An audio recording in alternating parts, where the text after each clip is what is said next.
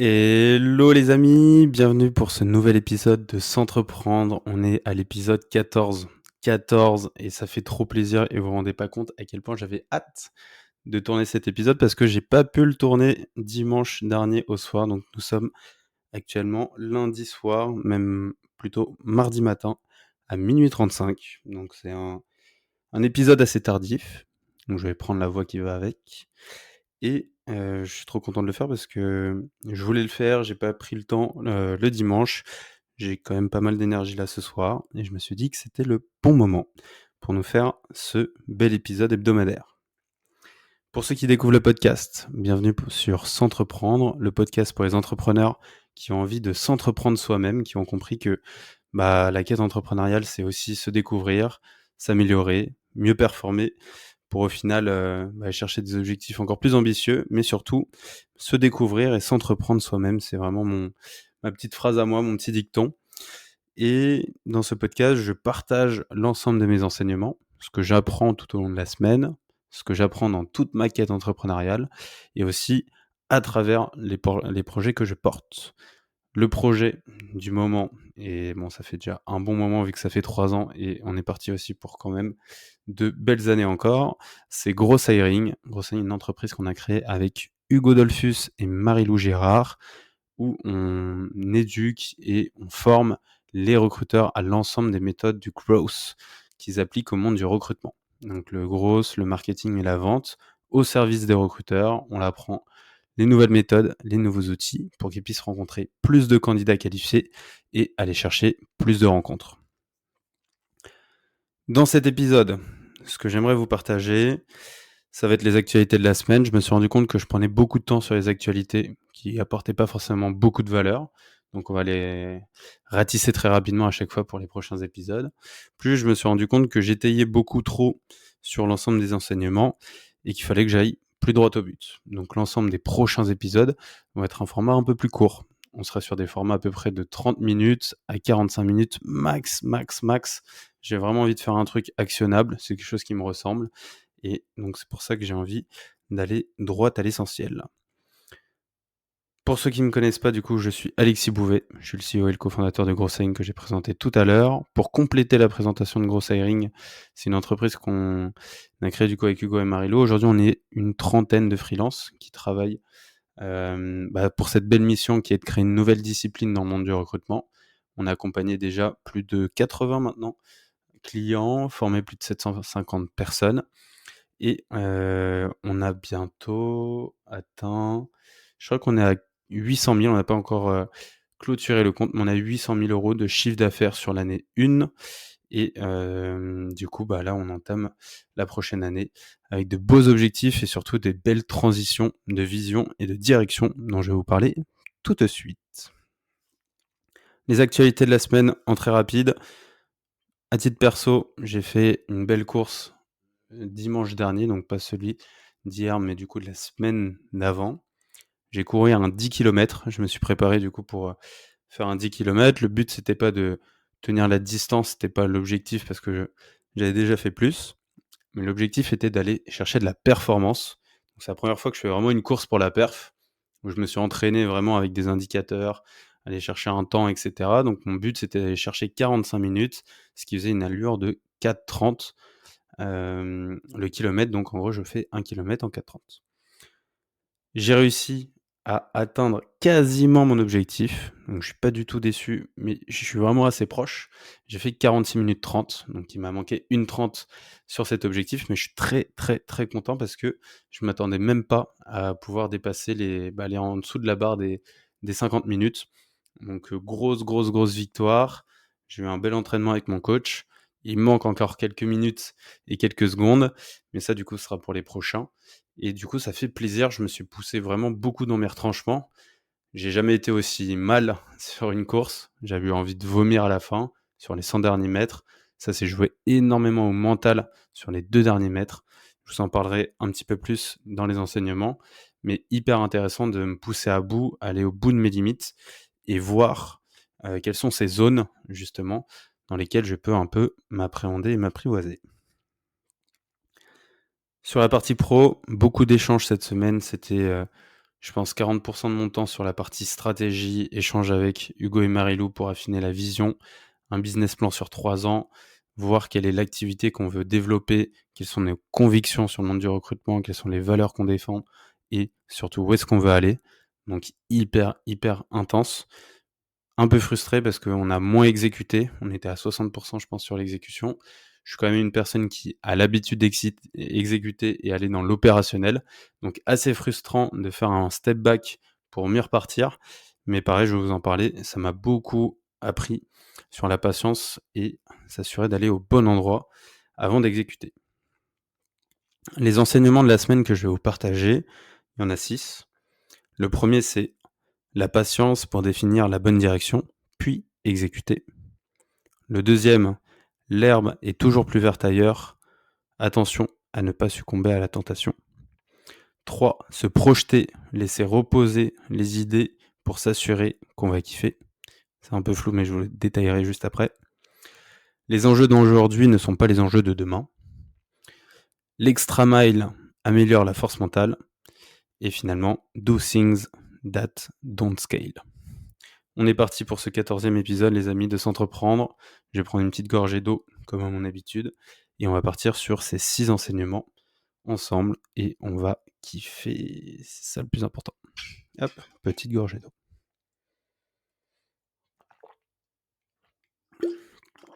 Alors, vous remarquez peut-être, je suis encore malade. C'est une catastrophe. J'ai développé du coup des allergies, je m'en suis rendu compte. Plus, j'ai chopé un virus, je suis allé chez le médecin ce matin. Il m'a dit que je chopais un virus et normalement dans 2-3 jours ça devrait aller mieux. C'est une catastrophe, je pense que la moitié de mes épisodes sont faits sous rhume ou sous allergie. J'espère que ça sera mieux pour les prochaines fois et que ça s'entend pas trop. En tout cas, excusez-moi, toujours, si je dois un peu racler ma gorge et si mon nez coule. Mais on va faire avec et on accepte. Premier enseignement. Se projeter, laisser reposer les idées pour s'assurer qu'on va kiffer. Alors je l'ai mis en premier celui-là. Ouais, ok, je l'ai mis en premier. Je l'ai mis en premier, pourquoi? Parce que ça va un peu dans la suite logique des réflexions qu'on a en ce moment avec Hugo et Marilou. Le constat qu'on a un petit peu en ce moment, c'est que, je l'ai dit dans les précédents épisodes, on avait l'impression qu'on n'était pas sur le bon business model, on avait un marché assez fini, donc c'est-à-dire le marché de la formation dans le recrutement, on pouvait espérer aller chercher du 4 millions et être un peu bloqué et stagné là-dessus et être avec des concurrents frontaux. Est-ce qu'on avait vraiment envie de faire ça? Est-ce que c'était aligné avec ce qu'on voulait faire? Est-ce que on voulait vraiment être organisme de formation? Est-ce qu'on captait toute la valeur? La réponse est totalement non. Et on avait décidé, du coup vous avez cette dernière info, si vous avez écouté le dernier épisode, je vous invite à l'écouter, le 13e qui était quand même assez intéressant. On avait décidé de monter un cabinet de recrutement, parce qu'on a l'habitude d'accompagner les cabinets de recrutement, on en a accompagné 70, et on s'est rendu compte que on pouvait faire comme eux, voire largement mieux qu'eux, vu qu'on a des process, des automatisations, des systèmes, des méthodologies qu'on a mis en place, qu'on met en place dans les cabinets, et on voit en fait, on arrive vraiment à aller chercher des bons résultats et un bon gap. Par contre, carrément, si on parle de chiffres, un cabinet qu'on accompagne en moyenne, c'est un panier moyen entre 10 000 et 15 000, alors que lui, un recrutement qu'il fait, c'est 15 000, il en fait au moins, 10 par entreprise qu'il accompagne. Donc en fait, on s'asseyait sur une énorme somme slash apport de valeur pour des clients finaux que nous-mêmes, on pouvait faire à la place d'un cabinet. Donc on s'est projeté, on s'est dit, ok, on va lancer un cabinet de recrutement, c'est ce qu'on veut faire et on va tester de faire ça parce que c'est là où il y a le plus d'intérêt et là où on aurait le plus avantage à aller pour aller capter toute la valeur et tout le CA globalement et valoriser notre boîte tel un cabinet. On avait pris ce chemin-là, pas cette décision finale, mais en tout cas c'est ce chemin-là. On s'était fait une terrasse vendredi soir et tout avec Hugo et Marilou et on s'est dit on laisse reposer ça le week-end. On se retrouve le lundi et en fait le lundi on n'était pas du tout, en tout cas beaucoup moins dans l'engouement dans lequel on s'était laissé vendredi. Ou vendredi on s'est dit let's go, on fait un cabinet, etc. Finalement on va faire ça, etc. Let's go.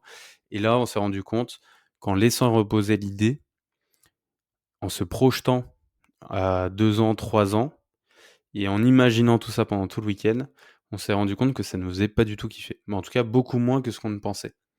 Pourquoi? Parce que nous, notre valeur ajoutée, ça va être d'être dans le service. Bon, le recrutement est un cabinet de recrutement, c'est pas un souci là-dessus, mais c'est pas forcément recruter. Faire des entretiens, c'est pas notre kiff. Heu faire attention aux biais cognitifs, psychologie et cetera. On a ces skills, en nous, mais c'est pas forcément là où sont nos compétences clés et pourtant pour créer un cabinet de recrutement, c'est vraiment là-dessus qu'on va se différencier pour être meilleur que d'autres cabinets. On peut être meilleur dans le process, système et cetera pour gagner du temps et de la marge, mais la finalité, c'est la satisfaction des clients et s'assurer de trouver les bonnes personnes et ça nécessite de passer par la qualification et ça, c'est pas là où on a une zone de génie. Donc on s'est dit, en fait, on a reposé cette idée, on on a reposé ça un petit peu, chacun de notre côté et on s'est retrouvés le lundi un peu frustrés en se disant: «Bah ouais, mais en fait, c'est pas la direction qu'on veut prendre». Et on va partir du coup sur un système d'agence. On va placer des consultants, des experts growth hiring qui vont implémenter le growth dans des boîtes et c'est ce à quoi on croit, ce sont nos convictions du futur du recrutement. On est convaincu qu'il faut absolument qu'un growth puisse implémenter des nouveaux systèmes, des nouveaux process pour recruter plus facilement et faire de l'acquisition candidat. Et donc le meilleur moyen pour faire ça va pas être de monter un cabinet de recrutement parce que c'est internaliser seulement nous, notre savoir et ne pas le diffuser et être un peu égoïste. Et là, du coup, on s'est retrouvé sur un modèle où on est toujours dans le partage, dans la création de contenu, de l'apport de valeur et on va pouvoir avoir des experts qui vont mettre ça en place et c'est ultra, ultra aligné avec notre vision. Donc l'enseignement que j'en tire de tout ça, c'est que finalement, faut laisser reposer ses idées, surtout quand c'est des grosses, décisions pour le business. Prendre le temps de ne pas prendre la décision et de la repousser et surtout essayer de se projeter et essayer de tirer un peu comme un Excel sur, 1 an, 2 ans, 3 ans. Qu'est-ce que ça donne en termes de CA? Qu'est-ce que ça donne en termes de nombre de personnes? Est-ce qu'on a envie de gérer tant de personnes? Est-ce que c'est des freelances? Est-ce que c'est des CDI? C'est toutes les questions donc qu'on s'est posées là avec le business plan sur 3 ans et donc là, on a notre projet, notre plan acté sur les 3 prochaines années. Et se projeter comme ça et se dire: «OK, on signe tous là-dessus et on est raccord», ça a tellement d'impact et ça permet tellement de, prendre cette bonne décision parce que si on étire le trait et qu'on se rend compte qu'on n'est pas bien, qu'on n'est pas aligné avec tout ça et finalement, c'est peut-être pas la bonne décision. Deuxième enseignement, patience, définissons le plan avant de l'exécuter. Ça, c'est un peu mon problème. Je suis un operation guy, je suis un mec qui exécute. Je kiffe ça. J'aime la strat, j'aime prendre le temps. C'est pas exactement ça. J'aime la stratégie, mais ça me fait chier de perdre du temps, concrètement. Je préfère exécuter les choses, j'ai un plan, paf, une to-do list, j'exécute et c'est ma zone de génie, je suis très bon là-dedans. Le truc qu'on avait eu là, c'est qu'on a pris 2 semaines à échanger avec plein de gens, à parler aussi entre nous, à devoir affiner les visions, comprendre les points de vue de chacun et ça prend énormément d'énergie. En tout cas, moi, ça m'en a pris beaucoup parce que j'ai l'impression qu'on faisait un peu de la branlette intellectuelle, c'est comme ça qu'on dit chez nous, la branlette intellectuelle et qu'on n'était pas dans l'exécution et qu'on travaillait pas et qu'on n'avançait pas au bon endroit. Je l'ai fait comprendre, lundi de la semaine d'avant, donc il y a une semaine, où je voulais qu'on ait défini le plan plus les 90 jours et en fait, j'ai eu Hugo qui, remettait en question pas mal de choses, notamment le modèle de cabinet, qui posait énormément de questions. Heu, J'avais l'impression que ça mettait plus de flou que ça apportait de réponses. Mais en fait et je m'étais braqué, brusqué et je voulais tout simplement qu'on exécute. J'étais impatient et du coup, je suis pas sorti de mes gonds, c'est pas du tout le mot, c'est pas le terme, c'est pas vénère, mais juste j'étais frustré, en fait. J'étais juste frustré de pas pouvoir avancer et après on a rééchangé avec Hugo juste après en se disant en gros, je me suis rendu compte il avait totalement raison. Il soulignait des points qui étaient hyper importants. Ce qui était frustrant pour moi, c'est que j'avais pas la réponse à ces points-là et j'estimais qu'il fallait qu'on exécute pour avoir les réponses. Et du coup, on passait du temps à échanger, et cetera, au lieu d'exécuter. Je me suis rendu compte qu'il fallait que je sois patient, que j'accepte de traiter chacune de ces questions qui sont importantes pour lui, mais aussi importantes pour nous, pour s'assurer qu'on aille dans la bonne direction. Et au fur et à mesure, il a soulevé des points qui étaient hyper importants et qui ont fait le déclic et le switch de ne pas faire un cabinet de recrutement, mais plutôt une agence. Au final, finalité de l'histoire, Il faut être patient, il faut savoir faire un step back, prendre le temps de répondre à toutes les questions et s'assurer que tout le monde soit aligné vers le même objectif pour après exécuter le plan. Et c'est là où ça m'a pris du temps d'accepter d'être patient. J'ai été patient, on a échangé, on a affiné. Et là, du coup, on est reparti. On est lundi. Lundi, j'ai dit, on était le combien? Le 15 juillet. Et là, tout est clair, tout est carré. Le plan de 90 jours, 1 an, 2 ans, 3 ans. Et ça vaut bien le temps d'échanger là-dessus parce que le jeu en vaut bien la chandelle. Finalement, leçon que je retire, être patient, savoir qu'il faut avancer à 2 vitesses. Donc il y a le côté exécution plus réflexion stratégique. Et c'est compliqué d'exécuter un plan qui est un ancien plan quand on est en train d'écrire un nouveau. Mais c'est comme ça, c'est le jeu. Accepter et trouver les choses qui débloqueront la situation. Donc le fait de débloquer la situation, c'était de répondre à tous les enjeux et les questions qu'avait Hugo. Et chaque chose en son temps, mettons les choses step by step. Comment on peut appliquer ça dans son quotidien? Pour moi, il faut impliquer tout le monde dans la création de cette stratégie. Toutes les questions auxquelles il n'y a pas encore de réponse, s'y attarder, s'il faut. Si on arrive à avoir l'ensemble des éléments, si on n'arrive pas à avoir l'ensemble des éléments, exécutons pour avoir plus d'informations ou parlons avec des personnes qui sont passées par les choses ou qui ont les réponses à nos questions et s'assurer que tout le monde est aligné. Sinon, ce sera un retour en arrière, tôt ou tard. Donc, il faut éviter cette dette de doute qui peut démotiver aussi tout le monde. Troisième enseignement. On est parti en avance, on est efficace. Troisième enseignement, l'herbe est toujours plus verte ailleurs. Prenons soin de nos jardins. Je ne sais pas si vous vous rendez compte, et je pense que c'est le syndrome un peu des entrepreneurs, c'est qu'on a envie toujours de faire autre chose. On trouve ça plus simple de défocus, de faire un nouveau projet, de quitter notre projet existant en se disant qu'on recommence, parce qu'on a de la friction.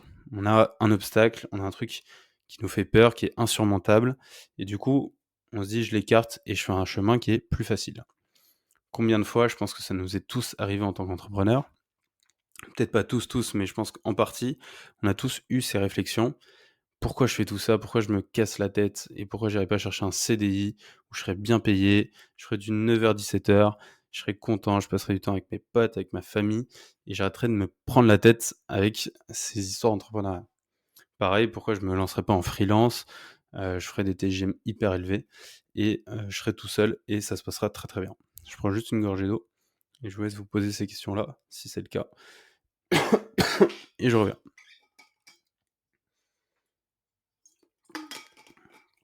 On s'est tous posé ces questions et c'est totalement légitime parce que quand c'est dur, quand on arrive dans des phases où c'est le mental qui est mis à l'épreuve, on a des moments de doute et c'est à ce moment-là qu'il faut pas faiblir et c'est souvent à ce moment-là que c'est le plus dur parce qu'on va justement penser à ces choses-là et notamment, une des choses qui nous arrive beaucoup, c'est de vouloir faire autre chose. Ça peut arriver, on peut prendre d'autres exemples. Dans les relations amoureuses, on est en couple avec une personne, ça se passe mal, OK, on se dit: «Bon, j'arrête ma relation, c'est pas la bonne personne, elle est chiante, elle est aigrie et cetera. Du coup, je passe avec une autre personne. Ce sera plus simple, ça m'apporte plus d'amour, plus de passion, plus de rire et du coup, je vais passer à autre chose avec une autre personne qui m'apporte plus à l'instant T». Le truc qu'on fait, c'est un peu de la lâcheté, c'est de laisser ce projet-là, de pas se battre pour ça, de pas trouver les solutions pour l'améliorer et ce qu'on préfère, c'est choisir la facilité d'aller voir autre chose. L'enseignement qu'on peut retirer de tout ça, c'est qu'au final, ça va être plus simple d'abandonner que de rester constant et de capitaliser sur ce que l'on a. Selon moi, il faut trouver des solutions pour améliorer l'existant ou pivoter, mais pas forcément abandonner les choses dès qu'il y a des instants de faiblesse et surtout si c'est aligné avec votre vision, continuez et on trouve juste des solutions. On se rend compte que l'herbe est toujours plus verte ailleurs, c'est toujours ce qu'on se dit et ce qui se cache derrière, c'est qu'il y a toujours des vices cachés. Donc le fait d'aller trouver l'herbe plus verte ailleurs, ça sous-entend en dessous des astérix sur des contrats, en te rendant compte, par exemple, si, tu vois je sais pas, je dis n'importe quoi, il y a une fille que tu trouves dans un bar qui te fait rire à l'instant T et cetera. Tu dis: «Bah, elle est géniale», je vais tromper ma meuf, trop bien. Par contre, derrière, tu te rends pas compte que, bah, cette personne-là, elle est instable émotionnellement, elle a pas des bonnes relations amoureuses, c'est pas une personne avec qui tu vas construire et si ta situation actuelle avec ton copain ou ta copine est compliquée, résous ce problème-là, comprends le pourquoi, communique pour améliorer l'existant plutôt que fuir et aller chercher de l'herbe plus verte ailleurs. Je me suis perdu. Et se poser ces questions.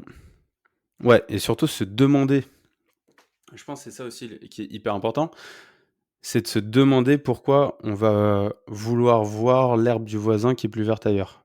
C'est qu'il y a une problématique existante dans son quotidien ou dans les sujets du moment, et c'est ça qu'il faut résoudre et pas regarder à droite.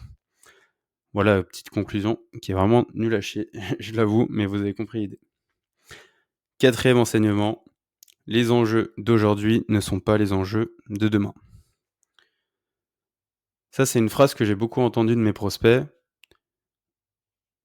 Je les contactais par exemple en janvier, ils avaient des enjeux, c'était un peu compliqué, il y avait des priorisations et cetera à faire. Paf, je les recontacte 3-4 mois après, ils me disent: «Ah, c'est plus du tout dans mes enjeux» et en fait, j'ai l'impression que c'est une situation dans laquelle on se retrouve tous et en fait, c'est très lié au timing et du coup, il faut arriver au bon moment et avoir le timing qui est bon et que les personnes pensent à nous de manière constante. On peut prendre un exemple, imaginons que j'ai besoin de trouver un prof pour de la philosophie ou faire des cours de théâtre. À l'instant T, je suis passionné par le truc, ça m'intéresse, tac, je regarde des bouquins. Je vais chercher un prof, puis au final, je me rends compte que, je sais pas, j'ai des potes qui font du triathlon, paf, j'ai envie de faire du triathlon, et du coup, c'est plus du tout mon sujet du moment d'aller chercher un prof de théâtre ou de philo. Par contre, ça l'était il y a 2 mois. Tu serais venu à ce moment-là et me proposer des services, et cetera. Je serais peut-être, j'aurais consacré du temps disponible pour ce prof-là et cette discipline-là, au lieu d'aller chercher du triathlon. Et donc tu viens me voir 2 mois après, c'est plus du tout dans mes sujets et j'accorde même pas de temps ou de charge mentale sur ces parties-là. Demain, vous avez soit trouvé ou finalement vous êtes rendu compte que vous voulez faire autre chose et donc c'est là que ça va avoir un switch. Et c'est pareil pour vos prospects.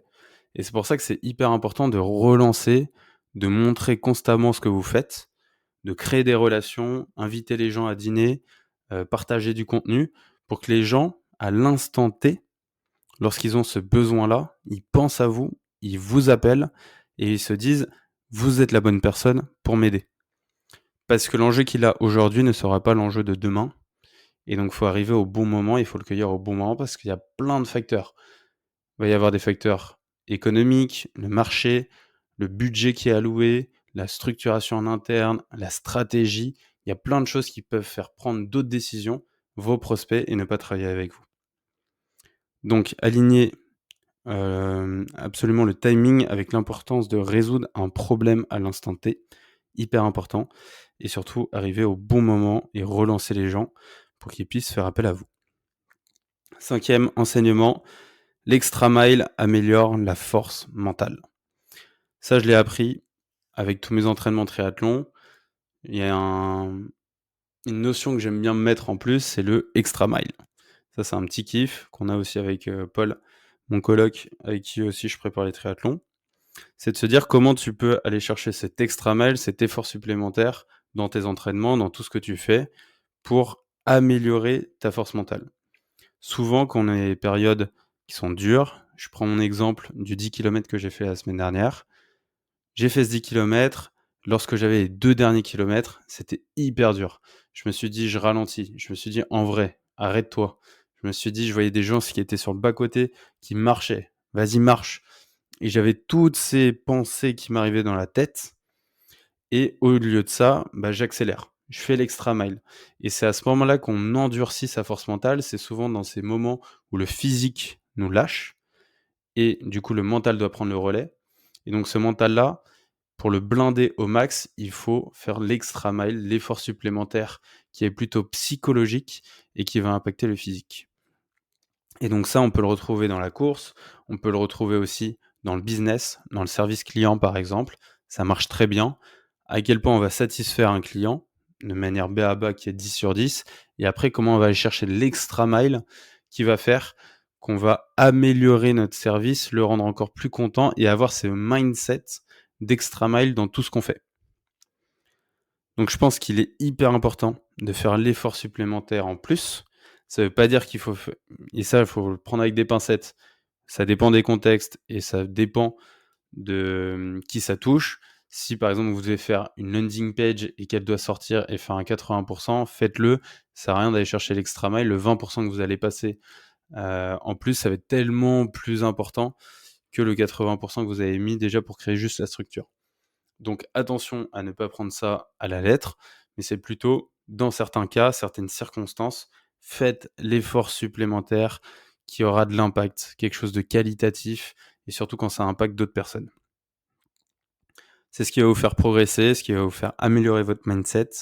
C'est les choses aussi qui vont marquer des gens, d'avoir de la qualité derrière. Et surtout, c'est avoir un mindset d'extra mile au quotidien dans tout ce qu'on fait, au maximum, et aller chercher vraiment la petite pépite supplémentaire. Et finalement, 6e enseignement, do things that don't scale. Le constat que je me suis fait, en fait, je me suis rendu compte qu'en tant que growth entrepreneur ou personne qui va chercher de la performance et de la productivité, j'ai un biais, tout simplement, j'ai envie de tout automatiser direct. Dès qu'on met en place une action, pas besoin de la processer, de l'automatiser à chaque fois. C'est un peu une déformation professionnelle. Et on peut s'en rendre compte, par exemple, quand on va contacter des clients, en tant que growth, tu as direct envie de lancer des campagnes, automatiser des choses, déléguer et le faire directement at scale. Et là, par exemple, nous, on est dans une phase où on va réexplorer un nouveau marché. On va targeter des ESN, par exemple, des TPE, des PME, des ETI. On va ouvrir un peu les vannes pour notre nouveau service, qui est un système de consulting. On va aller dans les entreprises et implémenter le growth chez eux. Par contre, au début, il faut faire tout manuellement. Faire des choses qui ne scalent pas. Et ça, c'est hyper important parce que une personne, par exemple un cabinet de recrutement qu'on a l'habitude de contacter, je ne contacte pas du tout de la même manière une ESN qui aurait besoin des services de consulting. J'ai besoin de voir chaque personne de manière qualitative, prendre des déjeuners, échanger avec des gens, passer du temps, tout documenter et faire des choses qui ne scalent pas. Et faire ça pendant 90 jours sur toute la partie exploration, ça va demander du temps, ça va demander de l'effort, mais derrière, ça me fait tellement gagner en connaissances, en verbatim, en wording, en compréhension de ma cible, que toutes les choses que je vais vouloir automatiser par la suite, je vais bien le faire avec les bons éléments, avec le bon fond, avec les bons sujets. Pareil pour la partie production. Imaginons tous les premiers consultants, les premières missions de consulting qu'on va avoir, c'est nous, on va s'en occuper, Hugo, Marie-Lou, moi. On va mettre les mains dans le cambouis, on va refaire l'opérationnel là-dessus avant de déléguer. Pourquoi ? Parce que ça nous permet de voir toutes les situations, où est-ce qu'on est les meilleurs, où est-ce qu'on va apporter de la valeur, où est-ce qu'on va résoudre un pain hyper important. Et aujourd'hui, c'est nous qui avons toute la secret sauce avant même de déléguer. Et c'est nous qui pourrons avoir cette mentalité d'extra mile. Et ça, c'est hyper important parce qu'on va réussir à garder le contrôle sur notre service jusqu'à ce que le client soit hyper satisfait, qu'on arrive à faire ça avec une dizaine de clients.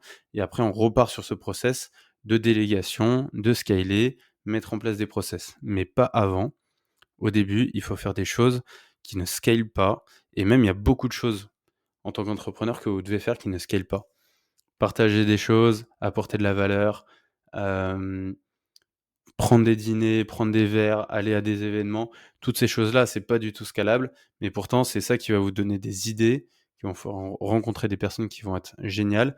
Et au final, géniaux, je crois. Une personne géniale, non des personnes géniales. Et surtout qui vont, de temps en temps, juste une rencontre peut vraiment changer le cours de votre boîte. Donc faites des choses qui ne scalent pas, ça aura des bénéfices. Voilà les amis, on arrive à la fin de cet épisode. Je vous avais promis un épisode court, efficace et concis. On est à 29 minutes, ça me laisse pile poil le temps de vous résumer les 6 points clés. Le premier, se projeter Laissez reposer les idées pour s'assurer qu'on va kiffer et que vous êtes aligné avec cette décision. Le deuxième, patience, les amis, patience, patience. Définissez le plan avant de l'exécuter.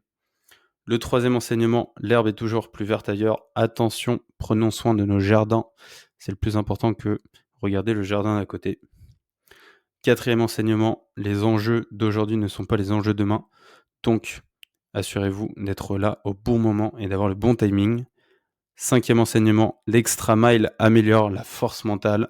Allez chercher l'effort en plus. Et finalement, sixième enseignement, do things that don't scale. Faites les choses manuellement avant de vouloir tout automatiser et scaler. Les amis, je vous fais un gros bisou. Là, moi je vais aller peut-être bientôt aller me coucher, c'est le moment parce que j'ai un train demain à 7h30. Donc ça va faire pas beaucoup d'heures de sommeil, un peu de dette que je vais rattraper tout au long de la semaine, même si c'est intense en termes d'entraînement. Je vous raconte tout ça cette fin de semaine. J'espère faire un épisode ce dimanche. En attendant, prenez soin de vous, c'est important. Et à très vite. Ciao.